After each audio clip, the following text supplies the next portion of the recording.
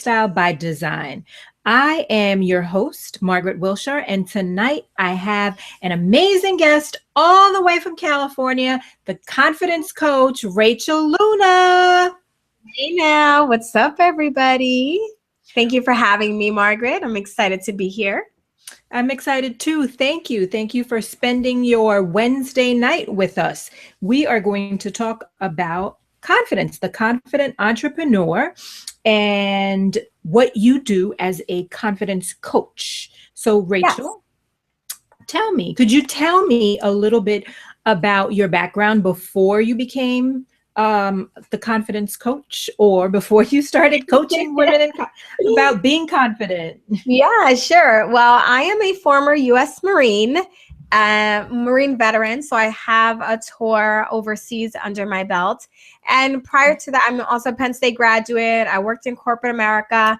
But what really led me to where I am today is a series, really a lifetime of insecurity, self-doubt, lack of self-worth, and being just a woman who other people perceived as confident, but who was really deeply, deeply insecure. One of the things, though, is that I love business. I always loved business, and I always loved making money. And I don't love money for like the material reason. I love money for the freedom that it provides and for the work that we can do with money. You know, when you have more money, you can serve more people at such a higher level.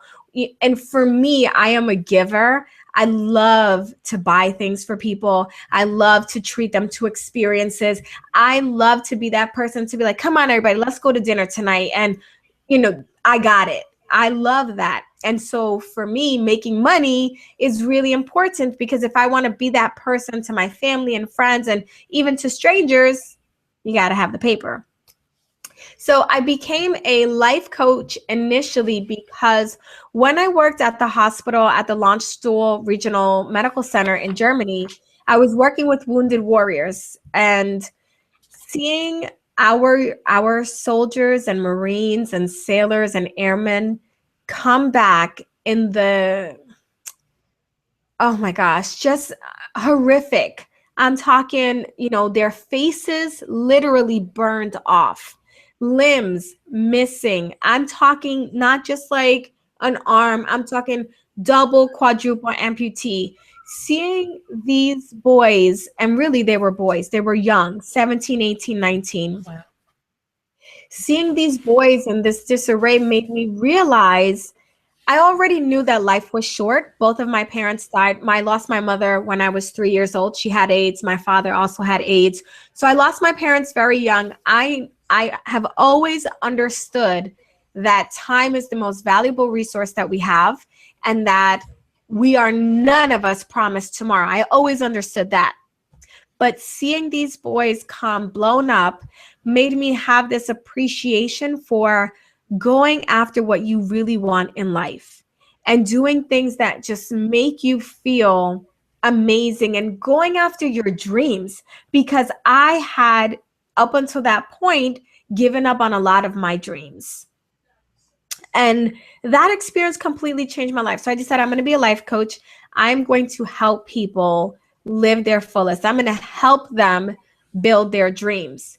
But I've always, from a very young girl, been an entrepreneur. I had a friendship bracelet making company when I was in the 6th grade, and I had 2 employees. They were my cousins. And I remember saying, like, how many can you make in an hour? And how many, you know, setting prices and things like that. And then in my early 20s, I had a clothing line, like a little t-shirt company. And I was always fascinated with business. So as I got my certification as a life coach. And as I entered life coaching, I realized that I loved working with entrepreneurs, because entrepreneurs were about getting results for other people. And that's what I'm all about, getting results for other people. And what I started teaching were business basics, like how to set up your business online and how to be more productive, how to master your time management, because I'm great at time management. Like, I get a lot done in a very short amount of time. And by the way, I have ADD. So for someone with ADD, the amount that I get done for someone with ADD is like, you're pretty, spectacular, if I do say so myself. But I noticed that, these women were coming to me, and I was doing a lot of life coaching, a lot of inner work, and dealing with their limiting beliefs and what was stopping them from taking action, what was stopping them from doing the things that they said they wanted. Because as a former Marine, I have no time for the BS.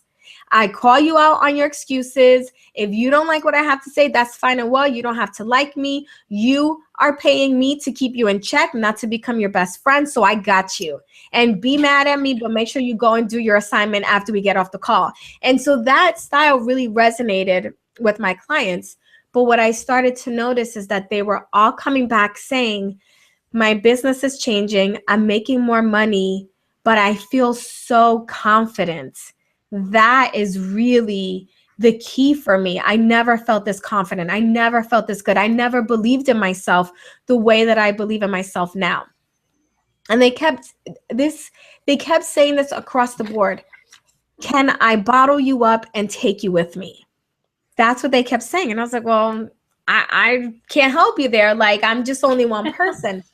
And, Margaret, I had to overcome my own limiting belief. And in that, I had this limiting belief that I could not create a program or a course because my secret genius was in working with the individual.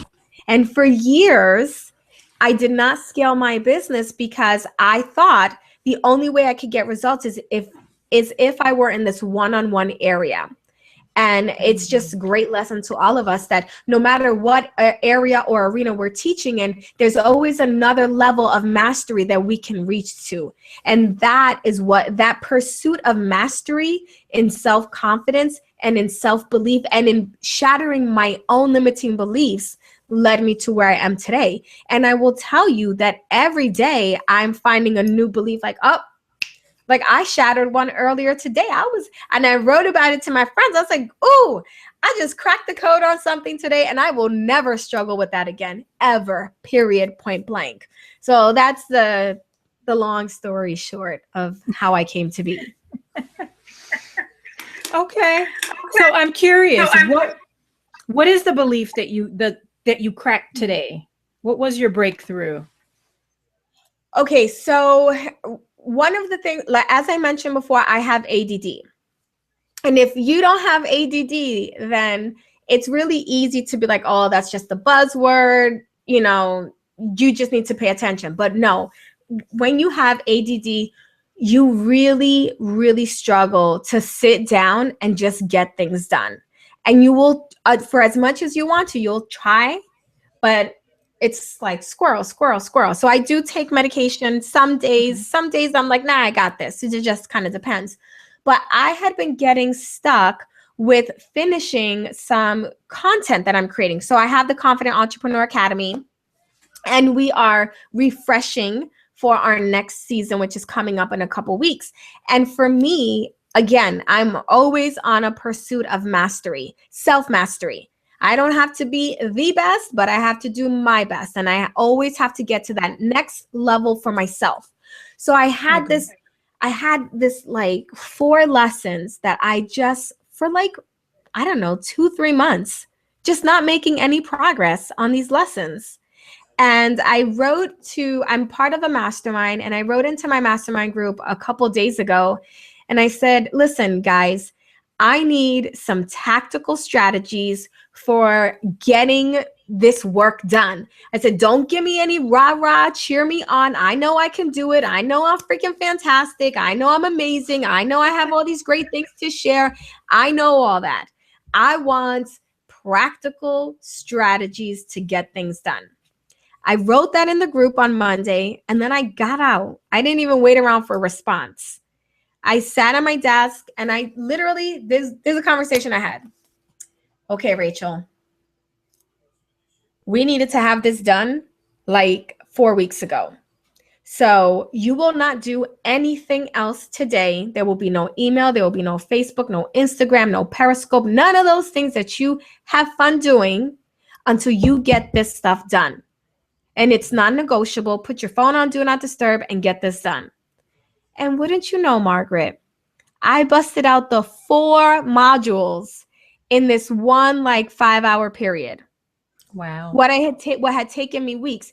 The revelation for me today was exactly what I teach my clients to do all the time.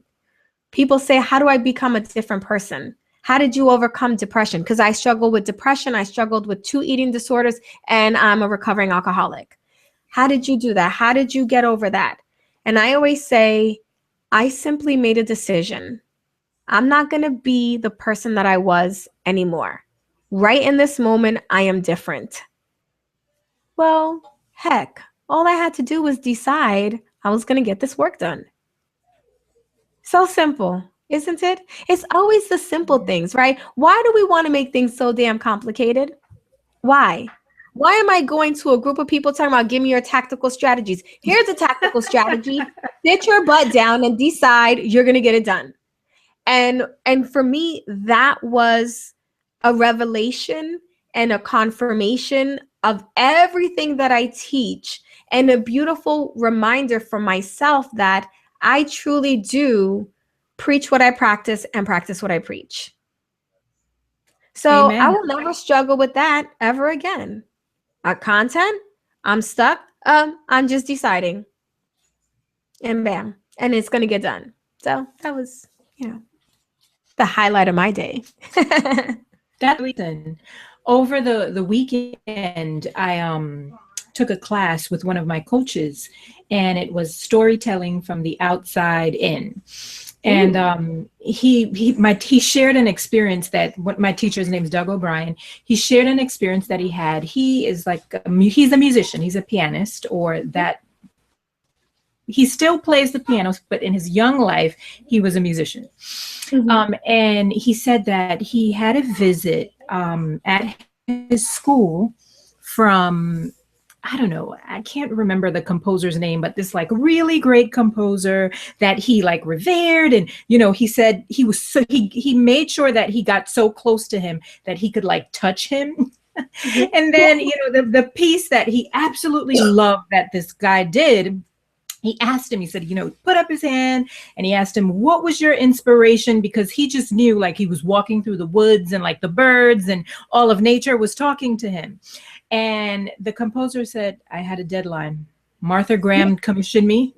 She said, I need a piece by, Tuesday, and there's $500 in it. And I think back in those days, that was probably a lot of money. And for him, he what he got from that was that you don't have to kind of be inspired or all these other things that we think, but it's making this decision and adding a deadline to it. And which is also something you did. You said, today I'm going to get this done, and I'm not going to do anything else until I get this done. Amen. So, yeah. There's nothing like making a decision. Tony Robbins, don't quote me exactly, but he said something to the effect a decision is the most important thing that you can ever do, So I agree. It's really important, and it's, as you said, as simple as it sounds, a lot of people don't really pay attention, or they're not really aware of how powerful that really can be in their lives. Mm-hmm. A lot of people, I'm sorry, go ahead. No, you go ahead. It's okay. Well, I was going to say, I think a lot of people are scared to make decisions because there's the fear of missing out. There's the fear of, well, if I do this, what if I make a mistake? What if I fail? There's a lot of people put so much weight into the decisions that they make without recognizing that, look, the same way that you made that decision, you can make the decision to turn around. And, okay, I decided I'm going to launch this program. And if while I'm in the thrust of launching it, I decide, this doesn't feel good, I can make the decision to stop. At any moment, you can make a brand new, fresh decision to completely obliterate the previous decision. It's fine. That's true. And that's really very powerful. So I hope everyone that's listening, really understand how powerful that is. Thank you so much for sharing that. Thank you.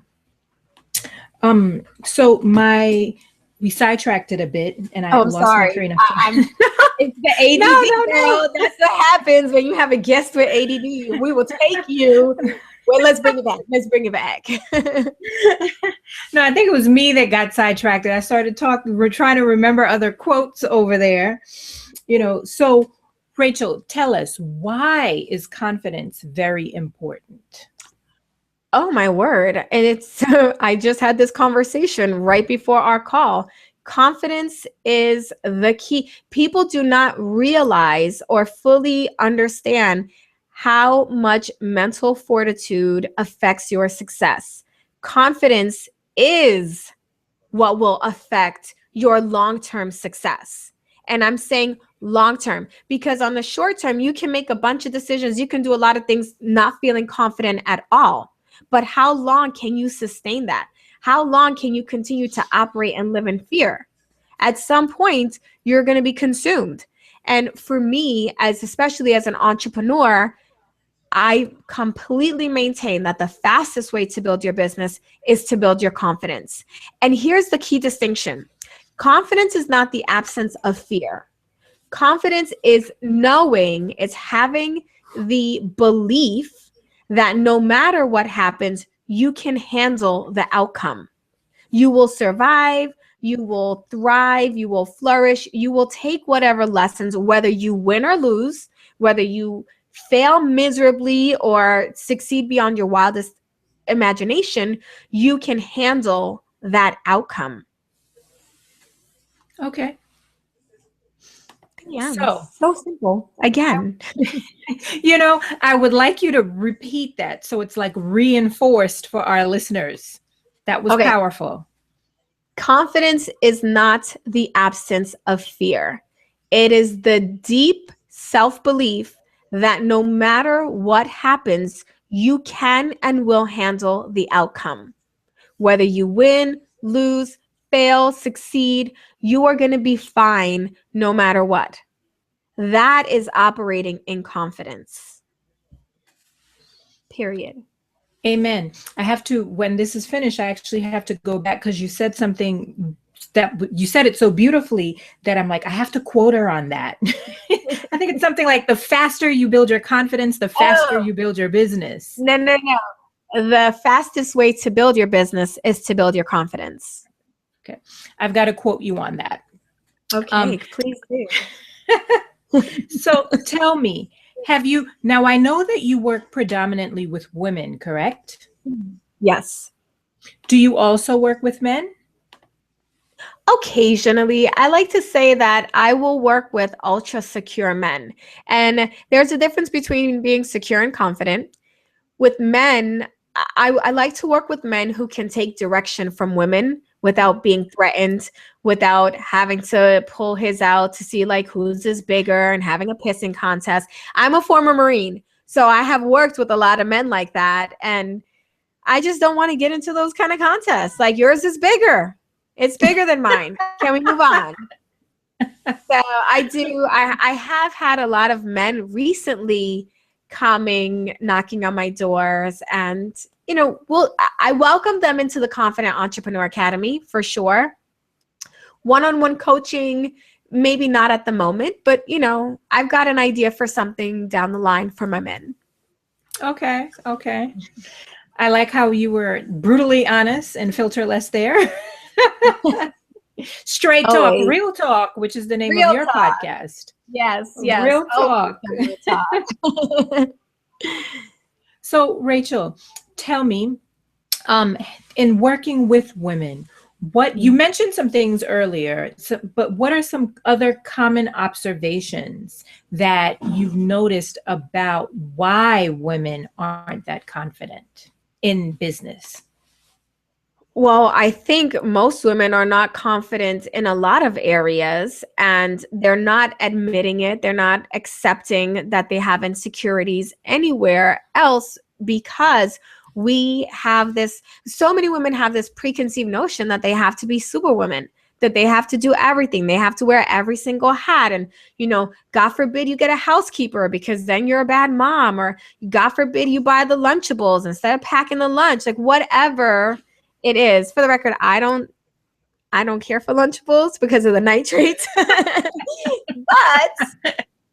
but you shouldn't feel bad. Like, I don't feel bad on lazy weeks when I actually get a Lunchable, because hey, I'm not going to do lunches this week. So, women have this preconceived notion, or this standard that society has put on us, that we have to be everything to everybody all the time. And what I find happening is that these women are so burnt out, and they are so afraid to admit, I need help, I can't do it all, that leaks into other areas of their business. And because we cannot, ladies, I'm going to give you a permission slip, a hot pink permission slip, to let go of like 80% of the things that you feel you have to do. Seriously, like 80% of the things, you don't have to do it. You can outsource to other people, or you can just flat out decide, we're not doing that anymore. We are not doing that anymore. And that's the end of that. And not feel guilty that you're letting anybody else down. Because the true crime is when you let yourself down and you let your dreams down. And especially, I want to speak this to the moms out there. When you don't follow your dreams, you are teaching your children that it's okay for them to not follow their dreams. You are saying to them, don't worry, kid. Don't believe in dreams. I didn't follow my dreams. You don't need to follow your dreams. And if you're raising little girls, you are never surrendering and letting go and letting other people do for you, you are teaching them that they should never be cared for, that no one should ever give them a break, that they should be doing everything under the sun. We have to model the behavior we want others to display and exhibit. So going back to your original question, what are some, why don't people feel confident? Is because they want to save face. And in order to save face, you cannot admit that you don't have it all together. You can't admit that, you got a pile of laundry hiding in this closet, or what have you. And I'm on a mission to help women say, like, yo, let's get us a housekeeper immediately, if not sooner. Even if she's only coming once a month, that's once a month that I have 4 to however many hours it takes to clean your house top to bottom to dedicate to my business. And hey, let's eat out a couple times this week. And hey, let me hire an assistant to help me do some of the mundane things. And I know what's coming up for someone listening right now. Well, I don't have money for all that. Guess what? You don't have money because you're not outsourcing. And if you were outsourcing and getting some help, you could focus more on your business and you could make more money to pay for the housekeeper, the assistant, the dog walker, the car wash, whatever, the weekly night out to eat. The end. I get excited about that. Oh, sorry, that it froze up slightly, but it's back. No. Wow. I have 2 piles of laundry waiting for me over there. I didn't. Do you live in an area where you can drop off laundry? Yes, I do. Right down the block, there's a Chinese laundry. Girl, Margaret, you better take that laundry right down the street. I live in the desert, okay? I live in 29 Palms. We don't have any laundry facility here that does, all the houses here have washers and dryers in there. That is the only reason why I still do laundry. But as soon as we hightail it out of here, I can let you know right now what is the next thing to be. And I have a housekeeper. She comes once a week. She used to come twice a month. I started out once a month. You build your way up. Now she comes once a week. She doesn't do laundry. However, sometimes I'll be like, Vicky, I know you don't do laundry, but this week, if I pay you X amount more, could you? And she will. She'll do it a couple times. She does it a couple times a quarter. I know she doesn't like to do it, but she'll do it. And let me tell you why we love having Vicky in our house. 2 reasons. 1, she gives us peace of mind and she calms the chaos, because I love to work, But at the end of the day, like I'm working past hours today just because this was the only time we could meet up. But typically 4:30, I'm done. Okay. I want to be with my family. I'm not trying to be distracted, running a vacuum or, sweeping or whatever. I don't even know what she does, but I don't do it, right? I need that time to be with my family. She needs a job. So when I bring her into my house, now her family's taken care of because she's bringing in money. And when I recently asked her if we could up her hours so she could start doing some decluttering, you know what this woman said? She said, well, my family hours are from this time to this time. She said, but I know you wake up at 4 in the morning. I could be at your house at 4:30 in the morning while my kids are still sleeping, and I could work from 4:30 to 6. Why do you think she wants to work? Why do you think she's willing to get up at 4:30? Because she needs the money, and I pay her a fair wage. So when we outsource, when we let other people do for us, we are also empowering them and making them feel really valuable. Because let me ask you this. Doesn't it feel good when you do stuff for other people? It does. It definitely does. Yes. Don't you feel good when a friend says, hey, can you do me this favor? And you do a favor for them and they're like so relieved and you could just tell like you just made their week? Yes. Okay. When you don't ask for help, when you don't lean on other people, you are robbing them of an experience to do something that makes them feel amazing. Thief. How you feel about that? Wow, I was so empowered until you ended it with that. Like that, that gave me a jolt. Like, damn. Okay. I like to shake people down to their core because I believe that when we are gut checked, that's when we really start moving. It's like if you're watching the Kentucky Derby or the horses, right? What's the first thing they do to get out of the gate? They get a big old whack on the ass, right? And then they're off. So I like to just, give you a little sucker punch just to get you off and running. Thank you, Rachel. You're welcome. Cracking up when I get off of here. I can't believe that. That was funny. That was good, though. I needed that. I hadn't looked at it from that perspective. Most of us don't. So, I'm still cracking up. I'm like, wow, that was really profound. Did you see my little one just walk by? She does these hair cameos once in a while.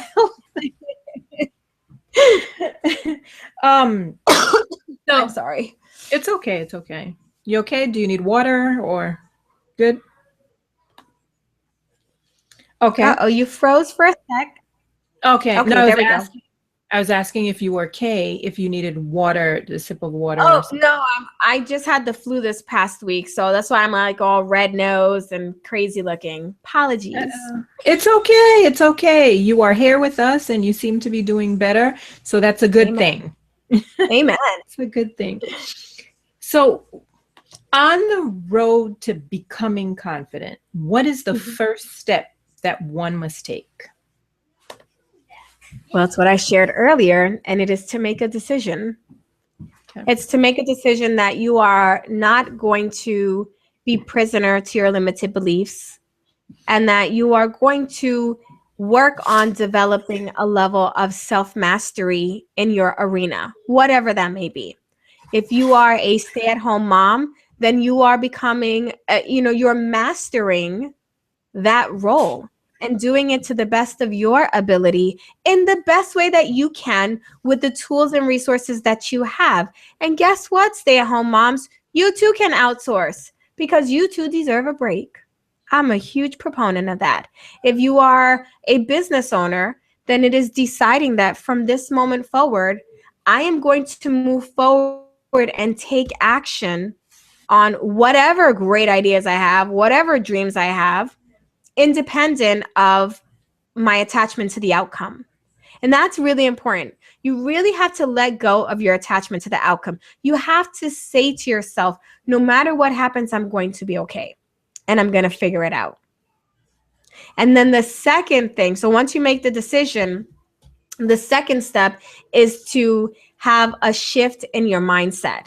And you really have to move from a fixed mindset over to a growth mindset. And that is a lot of work, especially if you have been held prisoner with fixed mindset. And let me give you some characteristics of what a fixed mindset looks like.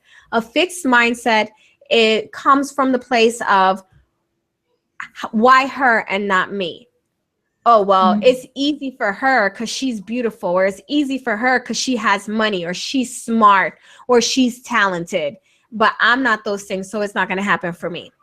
A fixed mindset comes from the position of, I'm not going to work hard because it doesn't matter how hard I work, I'm still screwed anyway. I'm never going to be successful because I've never been successful in the past.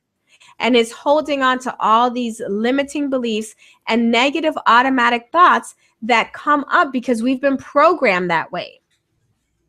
Whereas when you have a growth mindset, you are really inspired by the success of other people. Like you see, I see you, Margaret, and you're doing something, and I'm like, yes, get it, Margaret. If Margaret could do it, I could do it too. I just have to figure out what the formula is. I just got to follow the recipe, and I could do it too. And I could add my own little, salt and pepper and, seasoning here and there, but I could do it too because Margaret did it.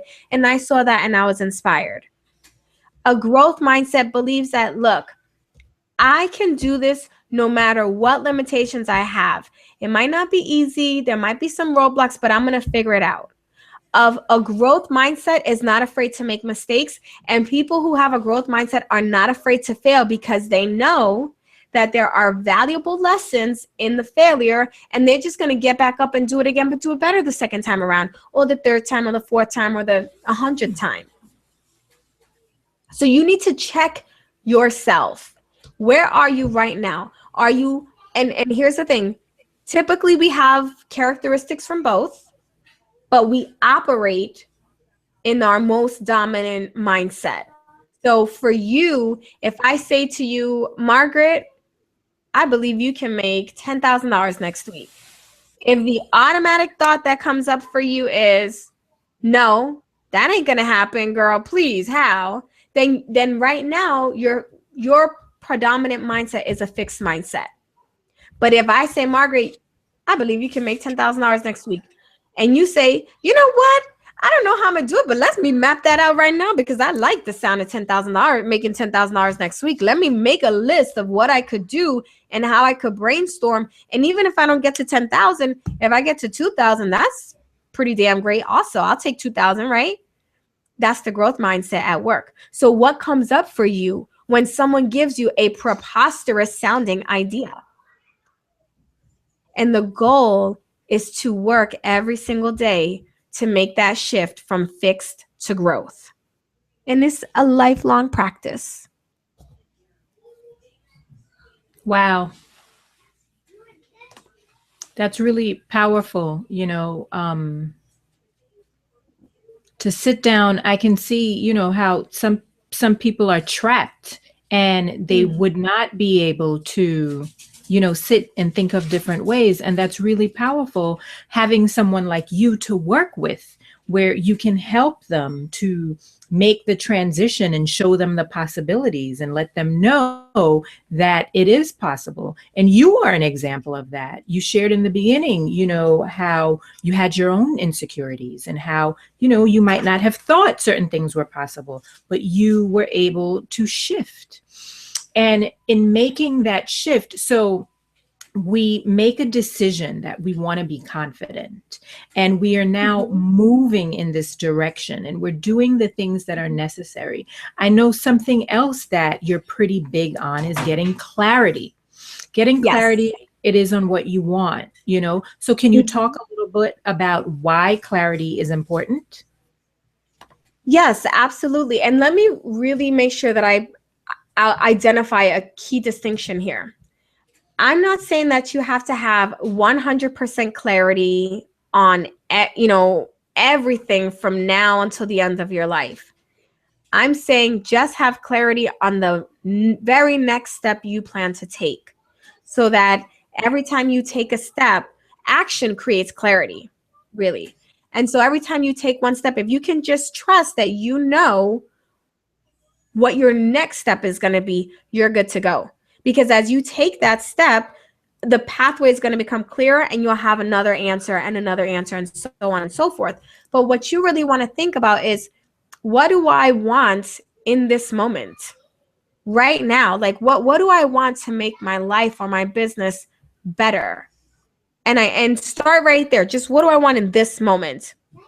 Jot that answer down. Okay, what do I want my business or my life to look like 90 days from now? Just 3 months. So much can happen in 90 days. Do you know the amount of transformation that can happen in a 90-day period? It's amazing if you allow yourself to really think, okay, what do I want this to look like?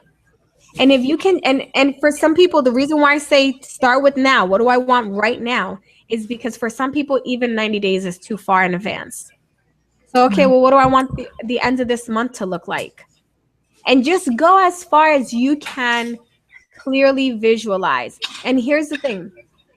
I am actually not great at mental visualization. It's a huge struggle for me. I'm very literal.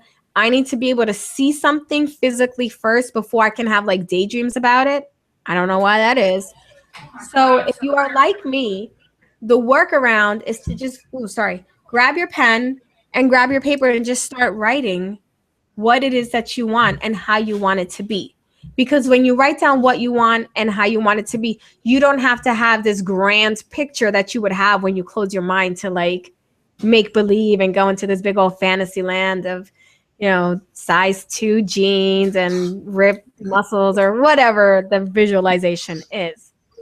But having that first step allows you to then reverse engineer and create the action steps that you would need to take on a daily basis to get you closer.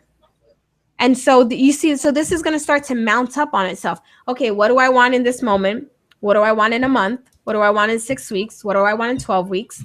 Okay, great. I've got the picture. Now, if I'm looking at 6 weeks from now, what action steps do I have to take between then and now to get there? Okay, so let me write that down, map it out. This is where people stop. They make out this long to-do list, and then they feel overwhelmed because looking at a paper with just check boxes to check off is overwhelming. And guess what? Life is going to try to impose itself into this to-do list.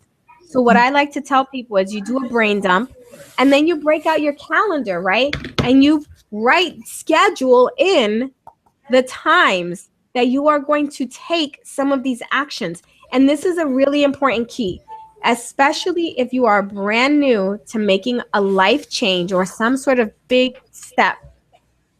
Limit yourself to 2 needle moving activities a day, 2 key priorities. Some people want to do 5, 10. They're like, I'm going to get all these things done. You know what's going to happen? Life is going to happen. You're not going to get anywhere near that many, things checked off your list. And then you're going to feel like a failure at the end of the day. And what we need to do, especially in the beginning, is have a series of small wins. Makes sense. Set yourself up for the small win, because every time you have a small win, okay, even start off with 1 key priority. Okay, my priority today is to create a Facebook ad. I'm just throwing something out there because the Facebook ad is going to be my list builder, and my 90-day goal is to have, 1,000 people on my list. Okay, so just today, maybe I just do the visual. Okay, I'm going to go to canva.com and make myself a nice little visual. Great, check in the box. I did it today. I moved the needle forward. Now, tomorrow when I approach my list, well, yesterday I was successful. Today is going to be another successful day. I'm going to do one more thing today. And then as you start to get that confidence in your ability to execute on the things you say you want, then you can start incrementally adding up. And I recommend that you never do more than 3 key priorities a day. No matter how amazing you get, stick with the 3. You don't want to fatigue yourself. Again, don't get cocky. Keep with the small wins. The more you win, every time you win and every time you achieve something, you create a new neural pathway in your brain that says, I'm a winner, I'm a success, I can do this. And that's the key. Another great lesson there. So in the beginning, you mentioned that you are super organized in terms of time management. Yes. Were you always that way, or did you have to learn to become that way? Now I had to learn. Listen, where you are looking at a certified hot mess in recovery. I was, that's why I teach this stuff, because I know, listen, I am not the type of person that's like, well, just everything's always worked out for me. No, I teach what I know from experience. I teach what I know works. I teach what I know I needed to be delivered from. I was the girl who was over $40,000 in debt. And when a bill came, like, here came the bill. I did not even open it. It came in. I looked at it. I said, Express, no. And I would throw it in the trash. True story. So, Okay. but now I'm debt free. And now I have a really healthy relationship with money. It was a practice, and it was trying a lot of different systems. Here's the thing. I see this all the time with clients. In fact, I just talked about this with another client. I tried all the systems, no system worked for me. Okay. Well, if that's what you believe, then I guess you're going to be a hot mess forever, because you've already decided that no system works for me. Whereas for me, I bought every single planner on the market, like every single planner. And this one worked or this one didn't. And then I started to pull pieces from, okay, well, this works. That works for me. This works for me. And then I created my own planner, because none of what was on the market fit my needs. But I knew that this element was good and that element was good. And so it's really about trying everything that you possibly can and creating your own system that works within your lifestyle. What we are doing far too often is we are trying to make our life fit into someone else's model. And if you just accepted that, look, your way for time management and productivity has to fit with your lifestyle. So maybe you take a few pieces from the passion planner. Maybe you take a few pieces from the day designer. Maybe you take a few pieces from that bullet notebook is called. I mean, make it your own. Why are you so afraid to make it your own? What? Here's the thing, like, people are so afraid to create. Imagine if you cherry picked all the pieces that you like, and then you created your own little planner, and it took you, let's just say it took you 14 hours to create this like ultimate system that worked for you. Okay, maybe you lost 14 hours, but now you just got your lifetime of organization set for success. It's a no-brainer. Just gotta go out there and give it a try. Rachel, I just want to let you talk. I think I just interviews. My guests have been delivering so much value that I just want to sit back and if one question is up based on something you say, I might ask the question. But it's, I just want to listen to you because you're delivering so much value right now, and what you're saying is real talk, and it just makes perfect sense. And I hope that people really, go back and listen to this again, because it makes sense. You can take bits and pieces, you find what works for you here, you find what works for you there, and you make it your own. You don't take people's stuff and, you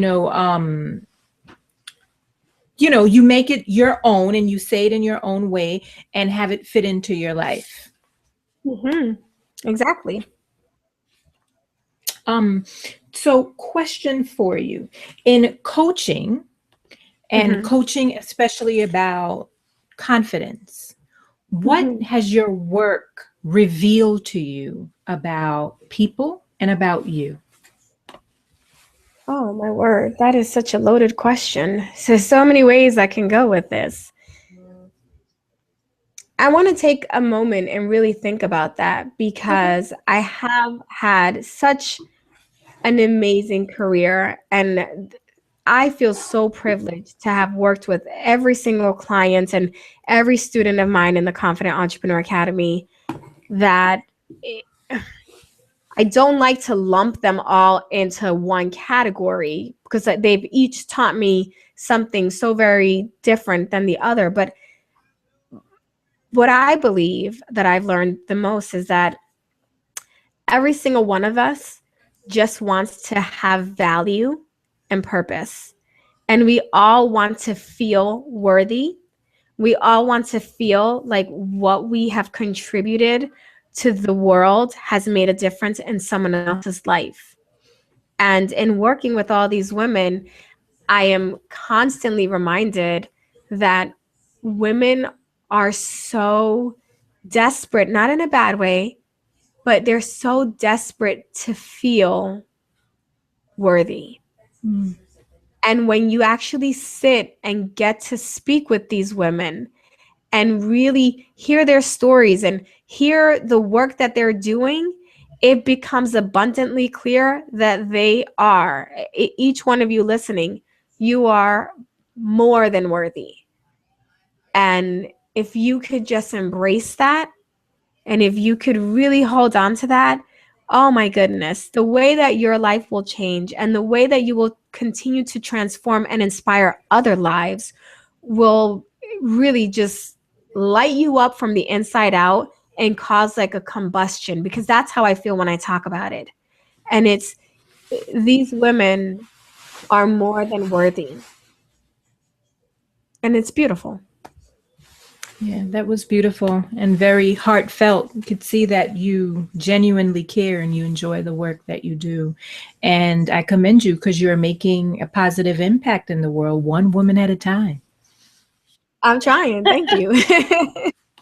So, Rachel, we're going into the fun round. It's what I call the fun round. Okay, I like it. The whole thing was fun, but this is where I get to ask funky, weird questions. Okay, You know, bring it like, on. like, I don't know, what's your favorite app? Ooh, oh my gosh, I am such an app whore. Okay, so I have genres, but Oh, yes, my favorite social media app is a tie between Periscope and Snapchat. I okay. love, love, love, love, love my Periscope. So if you're listening and you'd like to check me out, I'm going to shamelessly promote myself That's fine. and tell you to follow me at MsRachelLuna TV. And Snapchat, I did not think I was going to like it, but I'm addicted to Snapchat. It's so much fun. If you follow the right people, the stories are so interesting and they're so well produced, and it's just lots of fun. When it comes to design, my favorite app is Over and Rona Designs. Those are my two favorite. But now listen, you might like this one, Margaret. I just found a new app. It's called iConv, CONV.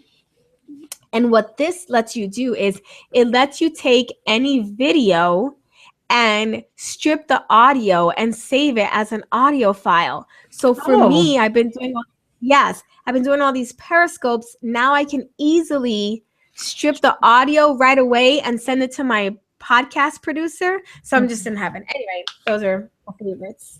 And the podcast. Okay. What was the one you said before? Rona Designs, RHONNA. And it is a fun little app to design little quotes and posters and stuff like that. Okay. I'll check that out. Check it, girl. So you're from the Bronx originally, correct? Well, yes and no. I really was raised in Queens most of my life, and then we moved to the Bronx. Okay. So I'm in Astoria. Okay. So that's like that rap song. I was born out in Queens and raised someplace else. Am I mixing it up?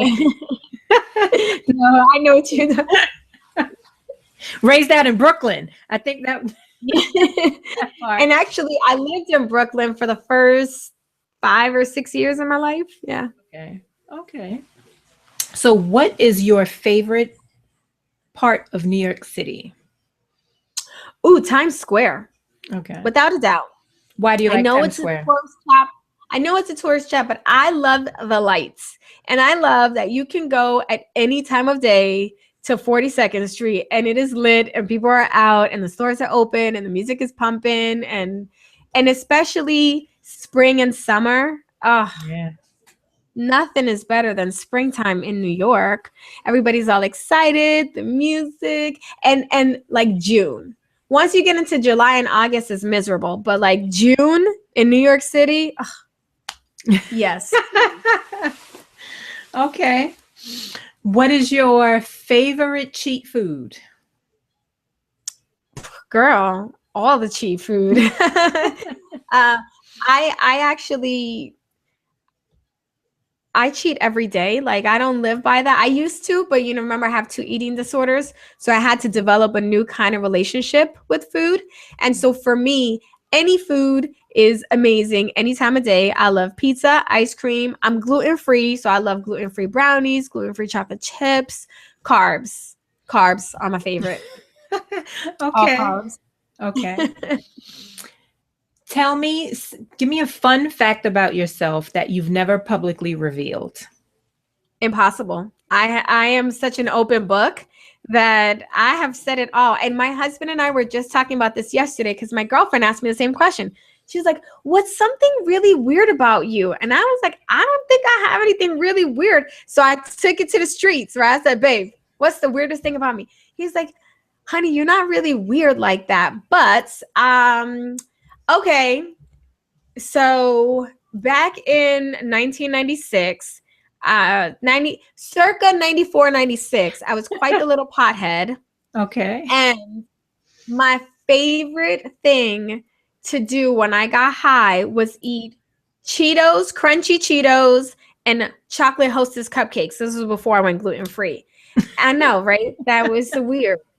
But it's so good. Let me tell you the right way to do this, okay? In case any of y'all want to try this. The right way is to take a bite of your cupcake and then have you 1 or 2 crunchy Cheetos. And then when you get to the center of the cream, you want to dip that little Cheeto into the cream. Bam. Delicious. I'm still trying to get the flavors together because one is like It's really so salty and the other one is really sweet and salty. you Perfect. know. Sweet and salty. Okay. Okay. You might definitely have to be in an altered state to No. Try it. But I'm actually, I'm telling you, no, even in the sober state. Look, but also make sure you know how the Hostess cupcake has that frosting layer. You know what I'm talking about? You peel that off first. You didn't eat that last. So there's a science to this. It's an art form. Okay. I don't know, Rachel. I'll let you know if I ever try that. And if anybody tries that, let me know how that works out. Y'all are gonna love it. I would have to probably be in one of those moods where you want something, like one of those moods where you just crave something different. Yes. That would be the mood I have to be in. Okay. So let's see. I'm digging in my fun hat of questions here. I wanted to talk about your book a little bit because, Rachel, I can tell that you are very funny. I see. Right, yes, that successful people are full of crap. Look at it. Yes, it is a funny book. And do you want to share a little bit about it? I know it's a funny book. Go buy it. It's available on Amazon and on Kindle. We are coming up on the 4-year anniversary. April 12th is the 4-year anniversary of that book's release. And I'm working on my second book called Girl Confident. Okay. And I mean, look, I really, that book holds a special place in my heart because when I wrote it, I was not on the confidence circuit. I was more on the let's just live your dreams.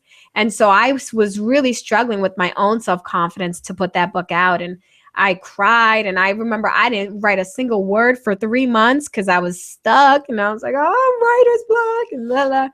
And when I read the book, I'm like, oh my goodness, I should have changed the sentence structure here or there or whatever. But then sometimes I'll pick it up on just the right chapter and I'll be like, damn, that was good. don't really know what I'm talking about here. So it's a fun little book. It's called Successful People Are Full of Crap: Courage, Resilience, Authenticity, Perseverance. And, maybe if I were to do it now, I might call it confidence, resilience, but I still do maintain that you need a lot of courage, and courage is really a byproduct of confidence. Yes, it is. So, Rachel, I want to thank you so much. And for those of you who don't know, Rachel, because I didn't really spell it out in the beginning, I was so excited to jump in the conversation. Rachel is a confidence coach. She is also the founder of the Confident Entrepreneur Academy. You just saw her book, Successful People Are Full of Crap. That's easy to remember. You also have your own podcast, Real Talk. I do. And yes, Real Talk with RachelLuna. And can we find that on iTunes and Stitcher? iTunes and Stitcher. So it's available for iPhone and Android. Got you covered, Android lovers. Cool. And also, you're a speaker also. I know that you recently, I don't know if you say you are, but you spoke recently at the traffic Jesse Dubeck and Mitch. Oh, yes. Fan Page Traffic Academy. Yes. I do. Yes. I love speaking. I will be speaking at an event in Vegas coming up. I don't know if I can say it on the air because they literally just confirmed me today. Okay. But yeah, I love to, let me run my mouth. I appreciate that opportunity. Okay. And you're working on your second book? Yes. And where can we find you on Facebook? On Facebook, you can go to facebook.com/RachelLuna TV. RachelLuna TV everywhere. Okay. And that's also on YouTube, right? I saw. Yes. Okay. Yes. And you gave your Periscope. And what's your Snapchat handle name? RachelLuna TV. RachelLuna TV. Yeah. Okay. The only place I'm different is on Instagram. On Instagram, I'm Girl Confident. But everywhere else, RachelLuna TV. Okay. Are you on Pinterest also? I am. Okay. RachelLuna TV. There you have it. If you can't remember anything else, you remember RachelLuna TV. And that's RACHEL, RachelLuna, LUNA. Yes. So, Rachel, it is a tradition here at Lifestyle by Design, before we part our ways, that the guest of honor share 3 action steps that viewers can implement into their lives right away to start living their dreams. What are your 3 action steps? Okay, great. Here we go. Step 1, I want you to get out a piece of paper and brain dump every little thing, task you have floating around in that head that is just occupying space, because our thoughts, like our children, need our attention. And when you give it attention and you acknowledge it on paper, you will instantly feel less stress and less pressure. I recommend that you do this every night before you go to bed, because it will help you have a better night's sleep.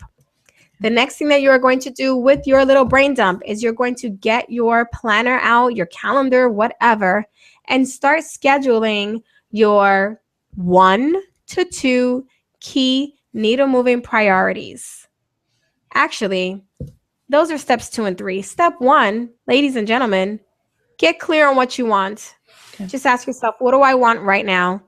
What do I want in a month? What do I want in a month and a half? What do I want in 3 months? Just answer those questions first, then do your brain dump, then schedule in your 1 to 2 needle moving priorities. And I encourage you to do this every single night. The reason being, when you wake up in the morning, first of all, you're going to sleep better at night, getting all those thoughts out of your head. But when you wake up in the morning, you will already have an action plan. So you're not going to putz around wondering, like, what should I do today? What's the most important thing? You already figured it out last night. So when you wake up in the morning, you can hit the ground running. You can really feel like you have achieved something. So those are your 3 action steps to get you closer to living the life that you want. Okay. Life by design. Thank you. Thank you, Rachel. And there you have it, folks.